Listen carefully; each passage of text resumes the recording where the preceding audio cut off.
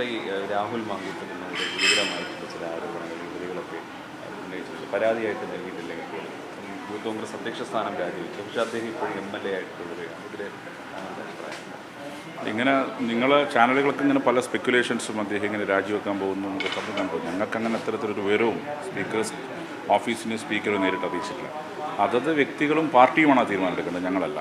അദ്ദേഹത്തിന് വേറെ പാർലമെന്ററി പാർട്ടിയിൽ നിന്ന് പുറത്താക്കി അങ്ങനെ കോൺഗ്രസ് വല്ല കത്തോ അങ്ങനെ കാര്യങ്ങളും ചെയ്തിട്ടുണ്ട്? ഒരു കത്തും ഇതുവരെ ലഭിച്ചിട്ടില്ല. സ്പീക്കർ ഓഫീസിനെയോ സ്പീക്കറെയോ ഈ നിമിഷം വരെ നേരിട്ട് അവരുടെ പാർലമെന്ററി പാർട്ടിയോ അവരുടെ ലീഡർഷിപ്പോ സംസാരിച്ചിട്ടില്ല. രാഹുൽ സംസാരിച്ചിട്ടില്ല. ഇപ്പോൾ സ്പീക്കർ പലപ്പോഴും എത്തിക്സിനെ കുറിച്ചും കാര്യങ്ങളും MLA എങ്ങനെ പെരുമാറണം എന്നൊക്കെ പിന്നെ സഭയിൽ വളരെ ഗൗരവം സ്പീക്കർ പറയാറുണ്ട്.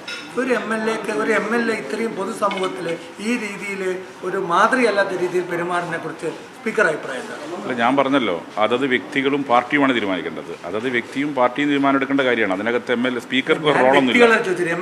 അല്ല, ഞാൻ പറഞ്ഞല്ലോ, ആ സ്പീക്കർ MLA ഒരു വ്യക്തിയാണ്. അദ്ദേഹവും അദ്ദേഹത്തിൻ്റെ പാർട്ടിയാണ് അതിൽ തീരുമാനം എടുക്കേണ്ടത്. ഇപ്പോൾ സ്പീക്കർക്ക് ഞങ്ങളുടെ കയ്യിൽ നിയമങ്ങളൊന്നുമില്ല ചെയ്യാനുള്ള. ഞങ്ങൾക്ക് നിയമവിധേയമായി പ്രവർത്തിക്കാൻ പറ്റും. അതിൽ അവരുടെ പാർട്ടിയും അദ്ദേഹവും എടുക്കേണ്ട തീരുമാനമാണ് ഇതിനകത്ത് എന്ത് നിലപാട് സ്വീകരിക്കണം എന്നുള്ളത്. ഗർഭചിത്രവും ഭീഷണിയും അടക്കമുള്ള അത് വ്യക്തമാക്കുന്ന തരത്തിലുള്ള ഓഡിയോകളാണ് ഇപ്പോൾ പുറത്തു വന്നിട്ടുള്ളത്. ഒരു MLAയുടെ പെരുമാറ്റം ഞാൻ പറഞ്ഞല്ലോ, ജനപ്രതിനിധികൾ പൊതുവിൽ ജനങ്ങളുടെ ഉത്തരവാദിത്തമുള്ളവരാണ്. ജനങ്ങളുടെ ഉത്തരവാദിത്തമുള്ള ജനപ്രതിനിധികൾ ചില പാലിക്കേണ്ട ചില ഉത്തരവാദിത്തങ്ങളുണ്ട്, ചില പെരുമാറ്റങ്ങളുണ്ട്. അത് നമുക്ക് ഓരോരുത്തർക്കും ബാധകമാണ്. അദ്ദേഹം അതിൽ കാണിക്കേണ്ട കുറച്ചുകൂടി ഉത്തരവാദിത്തം കാണിക്കേണ്ടതായിരുന്നു. പെരുമാറ്റം പ്രത്യേകിച്ച് സ്ത്രീകൾ, ഞാൻ പറഞ്ഞല്ലോ, സ്ത്രീകളെ റെസ്പെക്ട് ചെയ്യണമെന്നാണ് നമ്മളെല്ലാം പഠിപ്പിക്കുന്നത്.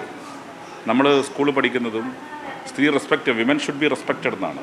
അത് സ്ത്രീയെ ബഹുമാനിക്കണം എന്ന് പഠിപ്പിക്കുന്ന ഈ രാജ്യത്ത് സ്ത്രീകളുടെ ബഹുമാനത്തോട് പെരുമാറാൻ നമ്മൾ പഠിക്കണം. അപ്പോൾ അത്തരം ചില ആരോപണം അദ്ദേഹത്തിൻ്റെ ഉയർന്നു വന്നിരിക്കുന്നു. അതിൽ തീരുമാനമെടുക്കേണ്ട അദ്ദേഹത്തിൻ്റെ പാർട്ടിയോ അദ്ദേഹമാണ്. ഇതിൽ ഒരാളല്ല, നിരവധി പരാതികളാണ്. നമ്മൾ ഇതുവരെ കേരളത്തിൽ കാണാത്ത രീതിയിൽ ഒരു MLAക്കെതിരെ നിരവധി സ്ത്രീകളുടെ ഭാഗത്തു നിന്ന് പരാതികൾ ഉയരുകയാണ്. ഇത്തരം പൊതുപ്രവർത്തകർക്കെതിരെ ഒരു ശക്തമായിട്ടുള്ള നടപടി ആവശ്യമുണ്ട്. ഞാൻ പറഞ്ഞല്ലോ, ഇത് നടപടി എടുക്കാൻ ഇപ്പോൾ നിയമപരമായിട്ട് സാധ്യതകളില്ല. കാരണം നമുക്ക് നിയമത്തെ അടിസ്ഥാനപ്പെടുത്തി മാത്രമേ പോകാൻ പറ്റൂ.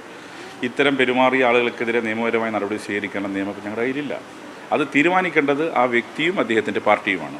ഒരു കാര്യം, സ്പീക്കർ MLA കസ്റ്റോഡിയനാണ് നിയമസഭത്തും പുറത്തും. ഇപ്പോൾ സ്വാഭാവികമായിട്ട് സ്പീക്കർക്ക് കസ്റ്റോഡിയനെ പോലെ തന്നെ MLAമാരുടെ സ്വഭാവവും അല്ലെങ്കിൽ എത്തിക്സും ഒക്കെ ഒരു മാർഗനിർദ്ദേശം പുറപ്പെടുവിക്കേണ്ട ആവശ്യമില്ല. ഈ തരമുള്ളൊരു സാധനം പുറത്തു വരുമ്പോൾ താങ്കൾ ഇതിൽ ഞാൻ ചോദിക്കും, ഇതിലെന്താണ് മാർഗനിർദ്ദേശം പുറപ്പെടുവിക്കേണ്ടത്? സ്ത്രീകളെ ബഹുമാനിക്കണമെന്നും മാർഗനിർദ്ദേശം പുറപ്പെടുവിക്കണം നമ്മൾ ഓരോരുത്തർക്കും തോന്നേണ്ട കാര്യമല്ലേ? നമ്മളത് ചെറുപ്പത്തിൽ മോൾഡ് ചെയ്യപ്പെടേണ്ട കാര്യമല്ലേ? നമ്മളെ സ്ത്രീ അമ്മയാണ്, സഹോദരിയാണ്, ഭാര്യയാണ്.